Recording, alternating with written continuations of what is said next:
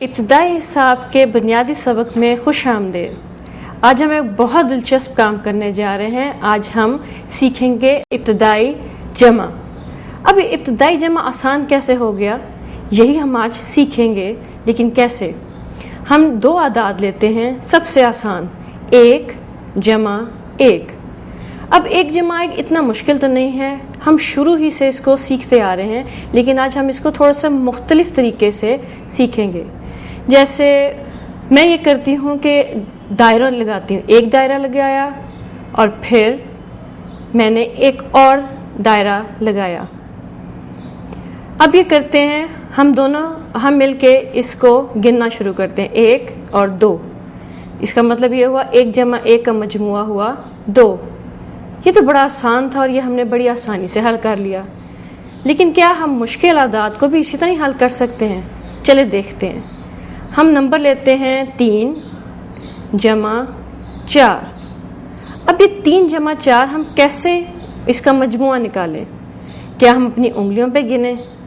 अच्छा, अगर उंगलियों पे गिनेंगे तो मुश्किल ना हो। चलो हम ये करते हैं कि बजाय के 3 और 4 गिनने के, हम फिर दायरे से लेते हैं मदद। हमें 3 के बजाय लगाए दायरे 1, 2 और 3। और इसमें 4 और जमा करने के लिए पहले मैं करती हूँ कि इसको पीले रंग से हाईलाइट कर लेती हूँ। और अब दायरे लगाए 1, 2, 3 और 4। अब मिलके हम इसको गिनना शुरू करते हैं, 1, 2, 3, 4, 5, 6 और 7। और इस तरह हमारा मजमुआ हुआ 7। इस तरीके को हम एक और भी तरीके से हल कर सकते हैं, जिसको कहते हैं नंबर लाइन। नंबर लाइन एक सीधी लाइन होती है जिसपे 0 से लेके आगे तक तरतीब में कुछ आदाद लिखे होते हैं। हम 0 से अगर शुरू करें, जैसे 0, फिर हमने आगे शुरू किया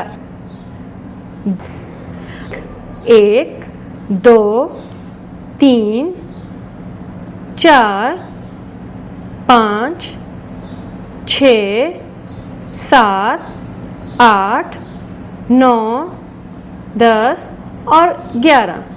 अभी तक सिर्फ हम 11 ही आदाद लिखते हैं। अब हम देखते हैं कि 3 जमा 4 कैसे करें। तो 3 पे हम सबसे पहले एक दायरा लगाते हैं और 4 दफ़ा उस पर आगे की तरफ छलांग लगाते हैं। जैसे 3 के ऊपर हमने एक दायरा लगा लिया, तो अब 1, 2, 3 और 4 दफ़ा जब छलांग लगाई तो हम 7 पे पहुंच गए। और इस तरह हमारा जवाब और जो पहले दायरों की मदद से हमने जो जवाब लिखा था वो दोनों बराबर हो गए। अच्छा, अगर इससे थोड़ी सी मुश्किल आप कोई दो आदाद लें, जैसे 8 जमा 1, इसका क्या जवाब होगा? हम फिर नंबर लाइन से मदद लेते हैं। हमने 8 पे एक दायरा लगाया और आगे की तरफ एक छलांग लगाई और इस तरह हम 9 पे पहुंच गए। ये तो बड़ा आसान तरीका हुआ कि हमने एक मुश्किल अदद को 1 के साथ जब जमा किया तो हमें एक जवाब मिल गया। इसी तरह हम बड़े से बड़े आदाद जो उनसे हैं वो मिल के वो बड़े आराम से उसको मजमुआ कर निकाल लेते हैं। चाहे हम दायरा लगाएं, चाहे हम नंबर लाइन इस्तेमाल करें, और नंबर कोई भी हो, हम बड़े आराम से उसको जमा कर सकते हैं। जैसे अगर हम एक सीधी लाइन लगाएं, और जैसा कि पहले ही बताया था कि इसकी खसूसियत ये है कि 0 से लेके हम आगे तक बड़े से बड़े अदद को इसमें से जमा कर सकते हैं, चाहे वो 50 हो, चाहे वो 100 हो। हम शुरू करते हैं 0 से। 0, 1, 2, 3, 4, 5, 6, 7, 8, 9, 10, 11, 12, 13, 14, 15। इस दफ़ा हम 15 तक नंबर आगे लिखते हैं और फिर कुछ सोचते हैं और कौन सा नंबर लिखें। अच्छा, 2 आदाद लेते हैं, जैसे 5 जमा 6। अब अगर इसको हम उंगलियों पे गिनना शुरू करें तो ये तो मुश्किल हो जाएगा। फिर क्या करें?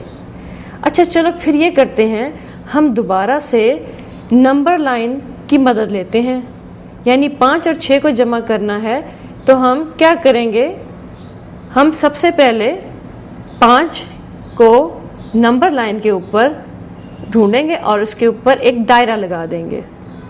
अब दायरा लगाने के बाद 6 दफ़ा हम कैसे गिनेंगे, 1 2 3 4 5 और 6, और हम 11 के हिस्से पे पहुंच गए। इसका मतलब ये हुआ 5 जमा 6 11 हो गए।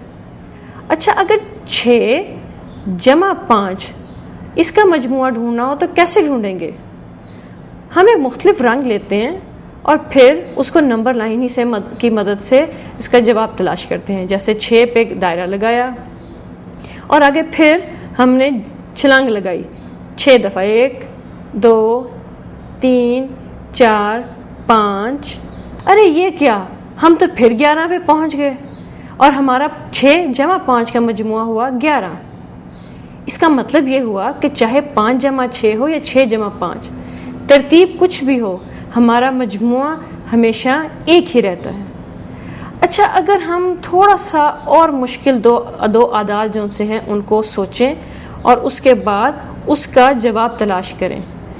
जैसे हमने अदद लिया 8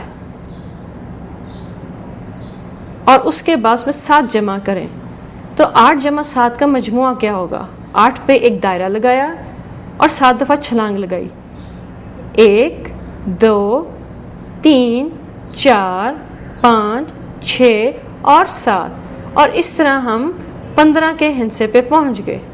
यानी 8 जमा 7 का मजमुआ हुआ 15। देखा, 8 जमा 7 का मजमुआ हमें मिल गया 15। ना हमने कोई गलती की, ना हमें कोई मुश्किल पड़ी, और नंबर लाइन की मदद से हमने कितने आराम से इसका मजमुआ ढूंढ लिया। इसी तरीके से हम बड़े से बड़ा हिस्सा और बड़े से बड़े 2 आदाद हैं उनको जमा कर सकते हैं। आप चाहे दायरे लगाएं, चाहे आप नंबर लाइन इस्तेमाल करें, हम कभी भी मुश्किल में नहीं पड़ते, बल्कि बहुत आराम से हम हिसाब में जमा सीख लेते हैं। इसीलिए हम इसको कहते हैं इब्तदाई जमा। अब आप जितनी प्रैक्टिस करते जाएंगे ये आपके लिए आसान होता जाएगा और कभी भी आपके लिए कोई मुश्किल नहीं आएगी। ये था आज का हमारा इब्तदाई जमा का पहला सबक, जिसको हमने बहुत आराम से और आसानी से हल कर लिया। हमारा सबक यहीं पे ख़त्म होता है।